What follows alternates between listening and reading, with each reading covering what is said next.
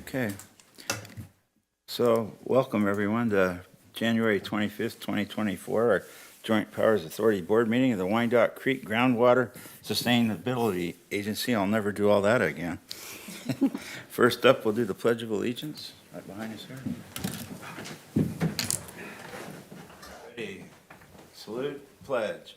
I pledge allegiance to the flag of the United States of America and to the republic for which it stands, one nation, under God, indivisible, with liberty and justice for all.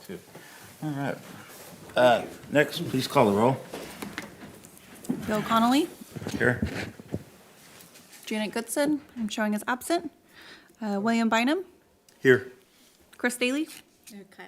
Oh, I'm so sorry, Kyle. I knew that. That's okay. Bruce Riston. Thank you. All right.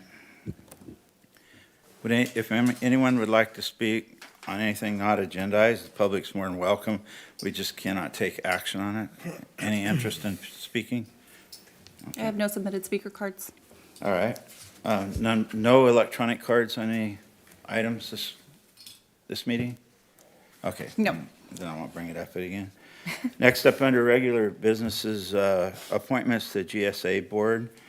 How is that recruitment going? I understand we're having a little difficulty. Well, we have been challenged with the advisory committee, so we'll get to that second. But with the board, I think we're doing okay. I mean, we don't have we have Kyle who applied, so. But with the advisory committee, we're actually slowly filling positions. So when I get to that item, I can give you an update on that. Okay, I'm sorry. Okay, that's all right. So Kyle is our only application? Yes. And that'll come to the board and we'll vote on it, the Board of Supervisors? Yes, yeah, so as you Yeah. know, the process is we, the Butte County Clerk of the Board runs any vacancy notices for the positions for this board, and then this board makes a recommendation to the Board of Supervisors for those appointments for the at-large positions of the agricultural groundwater stakeholder user and the domestic well user positions, and the rest are appointed, obviously. I'm sorry, I combined both, so That's okay. looks like you're a shoo-in. Good. Yeah, so the request today is to make a recommendation that Kyle Daly be reappointed to the position of the agricultural groundwater stakeholder director. And his position doesn't expire until February 11th, and so it will go to the Board of Supervisors on February 13th. Okay, so I need a motion. I'll make that motion. I move to reappoint Kyle. I second it. All those in favor say aye. Aye. Any opposed? I heard that train coming. Now, I combined this one. This is the Okay. one, which, can that be like what if I ask my relative that puts well pumps in, can they be on the advisory? So the positions, we have currently have two vacant positions, which is the business and environmental positions. You could always maybe change one to a well user position. What about and- a pump installer? Yeah, we can Or always, there's a couple one brand-new well drilling guy and one pretty new, all within the last year. I'll ask all three of them, see okay. if we can get And they somebody. can submit. Have them call you? Yeah, and we can Alright. get them a copy of the application and bring it forward. As you know, we have always had some vacancies on the advisory committee. Currently, the two vacant positions have been the business and environmental stakeholder positions. We recently filled the domestic users positions at, I think, your last meeting. It's been a while since we've been here. Happy New Year, by the way, right? Okay. Yeah, here we are, another year. I'd like to ask one quick question. I don't know, do I say it? Yes. There it is. There. Mr. Conley, you said that you'd like to invite a couple of folks to apply. Now, did you say they were well drillers?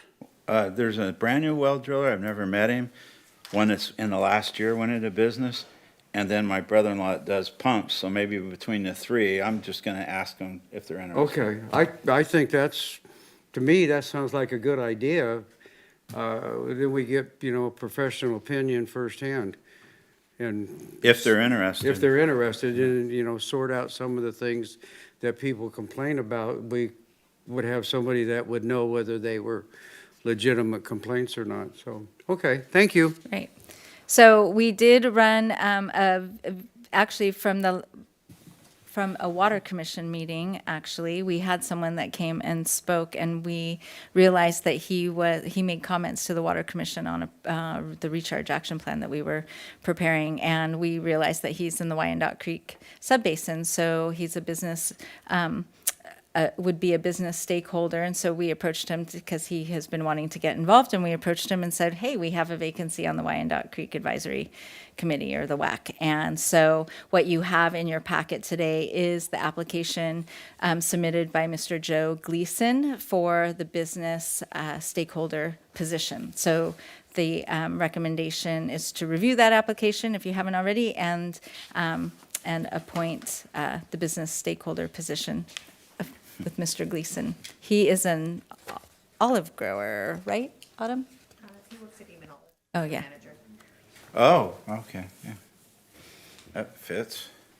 I saw it on the online pack. Oh, it's probably not in there. I think Autumn just, she printed out the appeals. Okay, so any discussion about his application by board members? Any public comment? I'll None entertain received. a motion. I move that we appoint or recommend. Oh, well, actually, you appoint the WAC members, so you would be making a motion to appoint Mr. Okay, Gleason. I'll make that motion. Second. Any further discussion? All those in favor say aye. Aye. Any opposed? Thank you. Okay, so now we're up to consideration of user classification change request and appeal process revisions. And Cammie, you're up again. Yes, so these are just minor revisions. So as you may recall, back in October, this board adopted the user classification change request and appeal process to ensure that each parcel subject to the fee is properly classified into the correct user class and is being charged the correct fee. Staff is proposing minor revisions to the process to accurately reflect the Butte County Auditor Controller's Office tax bill procedures regarding collection and repayment of GSA fees. The process that we had in the appeal document is actually correct, but in further conversations with the county auditor, she noted that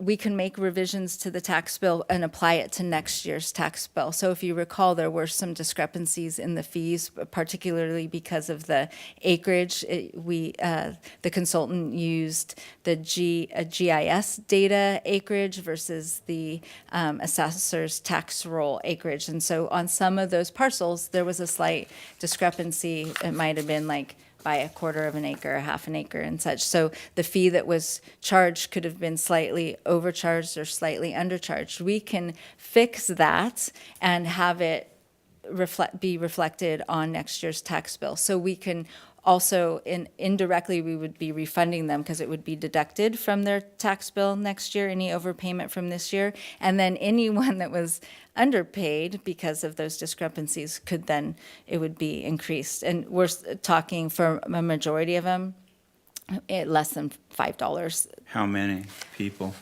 That should be made public because it wasn't a Yeah. great number. I would have to go back and look at the. It's not 100, it's not.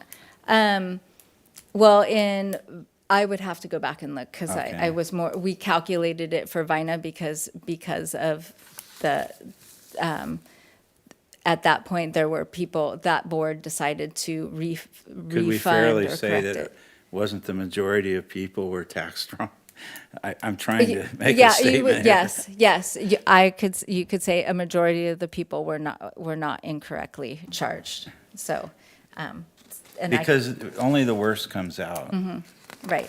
and we don't want that to be the message. Right. And we need everybody to know they're willing to fix it. Yes. And so we will be fixing it on next year's tax bill. Okay. So that being said, we have done a couple multi-user class reclassifications on some large parcels that came in, and they indicated that they wanted to put the multiple user classes on their parcels. So some had a combination of non-irrigated rangeland, surface water use, and groundwater use, and we've helped them to calculate the change in the fee. And for some, was a substantial difference instead of just having the one fee, let's say groundwater, applied across the parcel. And so we have helped them, and they did receive a revised tax bill. But we have, in this process, have created a form, a change form that is been put on the website. We'll finalize this appeal process with the form that people can fill out either online or hard copies, and we can adjust their tax bill for next year to reflect that. One quick question. Did you say that the ones that were undercharged that may get a little extra charge on their bill was not substantial? Right. The discrepancies were not substantial. Okay. I would say a majority would be $5 or less. Okay, Yeah. so we're not going to have a bunch of people screaming?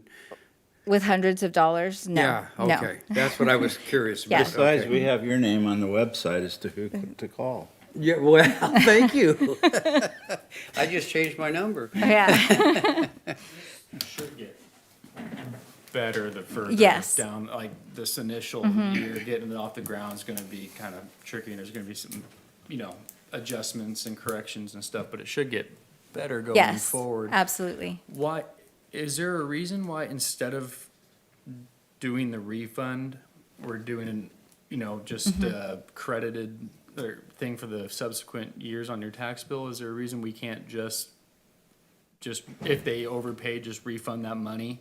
Yeah, so the process of refunding the money, especially if it's just $1 or less, so the auditor's office, to go through that process is rather lengthy, and then it results in multiple tax bills. So when we did it for Vina, they got a lot of calls not understanding now which bill do they pay. So it created more confusion for them, and so it was just, and the cost effectiveness of it for those that It's were. approximately $30. Yeah. Like, if you go through, by the time you go through government, go back through it, pull it up, look it up, do all the cross-section, got to feed it to another department, it's about $30. Just the paperwork part, not paperwork. Right, that's, but I remember that from Yeah. something else where we Yeah. did something. Yeah, the physical part of doing it. So it just doesn't make I fiscal understand sense. that. I think there's gonna be kind of a image issue in terms of like if it's a substantial amount of money, and Right. it shouldn't be a problem going forward, really, once we get the kind of the bugs worked out of the process. But I think, if people are like gonna have to just trust that everything is gonna be held for them the following year, Yeah. I think that could be kind of sticky. Can we consider, I'm listening to what you're saying, could we consider like if they were due $1,000 refund? Yes, Or put a absolutely. monetary value? That's what the Vina GSA board did. They did $5 and over, but there were only about 139 parcels out of 35,000 that were resent new bills. Yes, you could absolutely say, can we go back, look at the database, see how many parcels would have a difference of, if you want it to be $20, $100, no one's 1,000. I like that. I mean, that would just, but we could do that. So if you wanted to give us that direction as part of this process, and we have to ask Andrew if we could do that. I think it would have to be $100 or more. Would there be a lot of them, or do you? No, I would, Would it be reasonable to do that then, considering that we're gonna lose $30 on them? yeah. What does the board feel like? I mean, throw a number out there. I'd like to see the data first, but Okay. my Okay. inclination is not to bother with it. Well, So- I was going to say, I mean, the ones that underpaid, if it's not substantial, call it a wash. You know, We're talking about, I think we're talking just about the people that overpaid.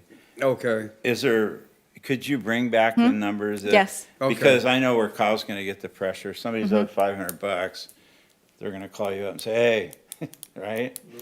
In Vina, the biggest discrepancy, I think, was like $139. So But we everything. need to know what our Yeah, numbers are yeah, to. and I can bring that to you at your February meeting, and there would be enough time Is for that you to pick an reasonable? amount. Yeah. You, Bill? Yeah, I'm good with that. You already said it. Yeah, I think make a mountain out of a molehill, but, yeah, I'd like to see the number. Okay. Before we, Unless they were calling you. Well, yeah, that's, the ones that, yeah, I think that's. We that's don't a good- know. That's I a don't good know. fix. Yeah. If you See came what back the and numbers are. there's yeah. 10 people over $500, yeah, I'd be inclined to do it. So I think that was very good for you to say, let's see the figures, and Yes, then we'd know. we'll bring it back in February, and that will give us enough time for when the auditor would need to. And I keep interrupting you on your That's okay. presentation. I apologize. That's all right. So what this is we did make minor adjustments to the appeal process, and particularly with regard to timing, and the wording is just that it would follow the, let me go to the next one. What am I pointing it at? Oh. No, okay. Okay. Manually, oh, there. And these are just the minor adjustments that reflect those changes, which would be to, that it would be on the subsequent year's tax bill, with the exception of what I bring back to you this next month, and you can give me a limit of those that you might want processed in this current year. So that shows the changes. There's 3 different sections within the appeals process that the wording has been changed to reflect what I just, with regard to next year's tax bill. Also, we had a time to file, so we had a January 15th date, and I think in subsequent years, we don't need the January 15th date, because people will have all of this time to submit applications for the multi-user class that they might want on their property, so we can work with them. We would just have to get something kind of organized by March 15th of every year to see how that would influence changes in the budget, so that when we bring the budget back to this board in June, then you could see how those changes would affect the budget, and for the subsequent year's budget that you would adopt. And so, next one. And so, again, these are the changes. The changes are on pages 6, 8, and 9, I think, in your packet there, but I just copied and pasted the wording up here. It's basically the same language. Any questions or comments by board members? Any public comments? Seeing the public's aroused, they're all here. And no electronic, so I'll entertain a motion. So, real quick. Go ahead. I'm sorry. If No, we, you're not sorry. You're a board member. You can do that.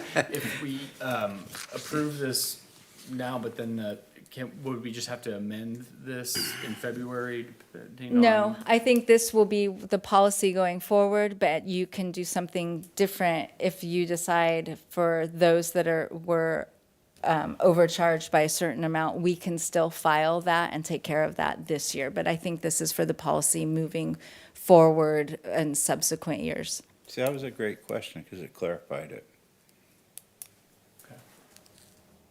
I move that we approve these changes. Second. Any further discussion? All those in favor say aye. Aye. Any opposed?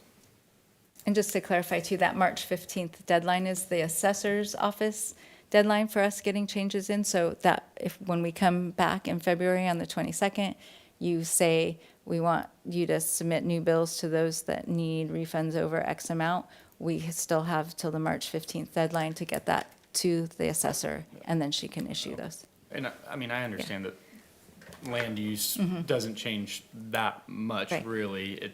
Going forward, this will be easier. I Yes. just know that off the bat, there were some kind of problems, so I think, but it will get better going forward, so it's not like I think the concern is just like if people are like, if it's thousands of dollars and then that gets to sit at the county until next year's tax bill, I Right. could see that being an issue as well. Yeah, So, for Vina Subbasin, the difference of being overcharged it was about $4,000 of revenue that the GSA got. But then at the same time, people were undercharged about $4,000 worth of, so it ended, but it wasn't significant. It wasn't, we weren't, Right. it would be different if I were saying we're gonna be $100,000 short, then we'd have a problem, right? people said they underpaid.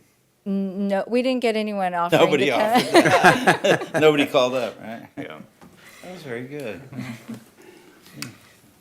So, yeah, Next up is committee updates. You're up again, Cammie. I know. So Good just start. so you know, we have started the GSA program manager recruitment. The county received a number of applications. We interviewed 6 people in the first round of interview. We're down to 3 candidates, and we will be conducting the second round of interviews next week. And so hopefully we'll be able to determine who we want and move forward with offering someone the job. And I am, hopefully within a month, they'll be able to start. There's the whole county process that people go through, but, and we'll be checking references and things like that. So hopefully by March 1st, we'll have someone on board, if not sooner. How about that? And then for the next item, the subrecipient agreements, so we are still working with DWR to get the final agreements. Obviously, we have the awards for the grants, but to get the agreements, when this board adopted the resolution to submit those agreements, you gave me the authority to sign those agreements. And then from that, Christina has been working on requests for proposals to get consultants on board to work on the projects that we have as part of those grants, which includes data gaps and there's some outreach. There's some of the water conservation and ag irrigation efficiency, conjunctive use projects for this sub-basin. And so we have issued those RFPs. We did get 2 responses of teams of people. So each RFP has a number of consultants on their teams, so kind of offering a full package to address all of the projects that we have. The review panel went through.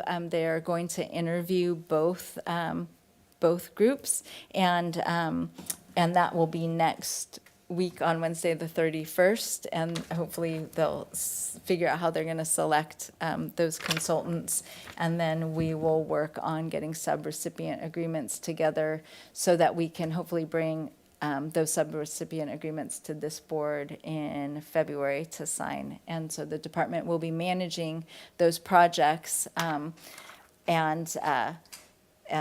just moving those forward. Just as a side note, because of the size of the grants and the grant administration that was allocated in those budgets, the department will be able to hire for the length of the grant and the projects, which end in June of 2026. We will be able to have project coordinators be able to assist the department with managing those projects. Between Wyandotte and Vina, there's a significant number of projects, about 10, I think.